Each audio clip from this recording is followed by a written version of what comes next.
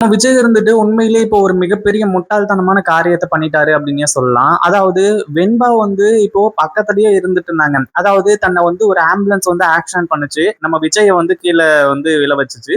அப்படி இருக்கும்போது, நம்ம மல்லி மட்டும் அந்த இடத்துல இருந்திருந்தாங்க அப்படின்னா, கண்டிப்பா ஒரு சில விஷயங்கள், நல்ல விஷயங்கள்லாம் நடந்திருக்கும். அதாவது மல்லி இருந்துட்டு வெண்பா இங்க தான் எங்கேயோ இருக்கிற மாரி இருக்கு அப்படிங்கிற மாரி வந்து சொல்லி, கடைசியில ஆம்புலன்ஸ்ல பார்த்து கடைசியில நம்ம மல்லி இருந்துட்டு வெண்பாவ கண்டுபிடிச்சிருப்பாங்க. ஆனா இப்ப என்ன பிரச்சனை அப்படின்னு பாத்தீங்கன்னா, ஒரு பக்கம் வந்து நம்ம விஜய் வந்து ஆக்சிடென்ட் ஆயிட்டு கடைசியில ஹாஸ்பிட்டல் கொண்டு போய் சேர்த்துடுறாங்க. ஆனா அதுக்கப்புறம் தான் விஜய்க்கெல்லாம் வந்து ஒரு மிகப்பெரிய உண்மை தெரிய வருது. அதாவது நம்ம மல்லி எல்லாம் வந்து இந்த விஷயத்த சாதாரணமா விட போறது கிடையாது. என்னதான் வந்து விஜய் இருந்துட்டு நான் வந்து வெண்பாவை தேடி போறேன் அப்படிங்கிற மாதிரி வந்து சொல்லி எங்க வேணாலும் போலாம். ஆனா நம்ம மல்லி இருந்துட்டு வேலிடா வந்து ட்ரை பண்றாங்க. அதாவது ஏற்கனவே தீபன் இருந்துட்டு மல்லி கிட்ட, அதாவது தீபிகா மேடம் கிட்ட வந்து தெளிவா சொல்லிட்டாங்க. இந்த மாதிரி வெண்பாவை வந்து கண்டிப்பா எப்படியாச்சும் ஒரு வழியா நீ காப்பாத்தியே ஆகணும்.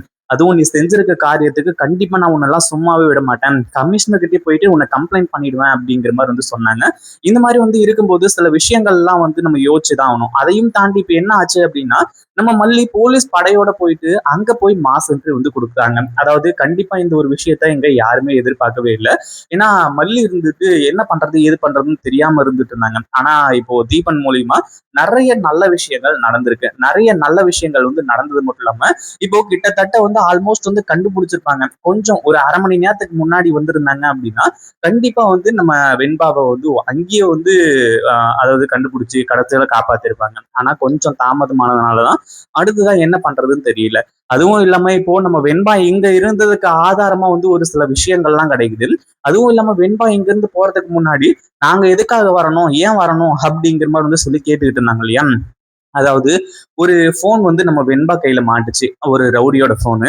அந்த ஒரு போன்ல இருந்து தான், அதாவது அதுல ரெக்கார்டர் ஆன் பண்ணி கடைசியில அதுல வந்து ரெக்கார்ட் பண்ணியிருக்காங்க. இந்த மாதிரி இங்க நடக்கிறது, இங்க பேசுறது, அடுத்ததா இவங்க எங்க போறாங்கன்னு சொல்லிட்டு வந்து பேசிக்கிட்டது, இது எல்லாத்தையுமே வந்து ரெக்கார்ட் பண்றாங்க. அந்த ஒரு விஷயத்தல் மூலியமா, அதாவது அங்க ஒரு போன் வந்து இருக்கிறத வந்து தரவா செக் பண்ணி பார்த்ததுல அந்த ஒரு போன் வந்து கையில கிடைக்குது.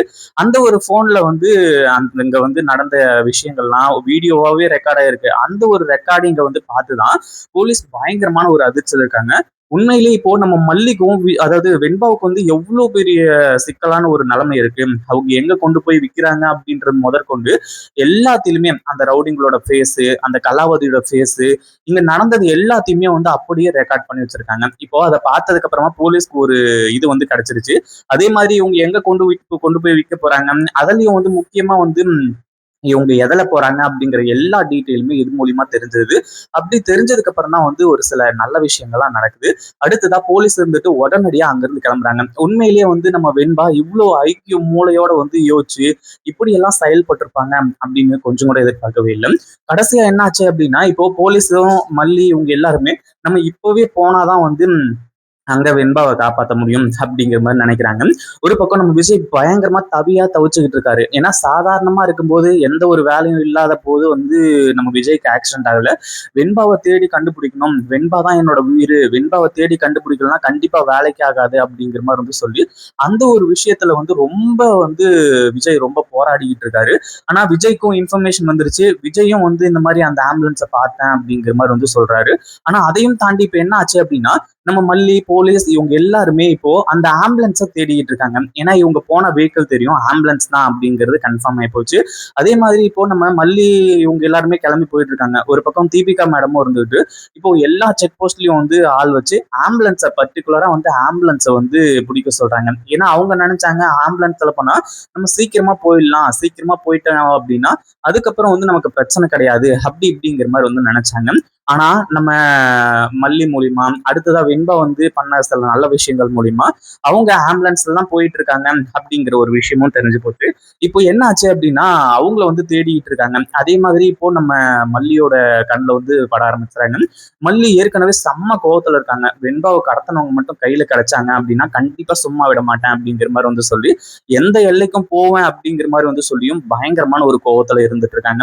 அதே மாதிரி இப்ப என்ன ஆச்சு அப்படின்னா, அவங்க எல்லாரையுமே வளைச்சு பிடிக்க ஆரம்பிச்சுறாங்க. ஏற்கனவே அவங்க எத்தனையோ முறை தப்பிச்சு போனாங்க.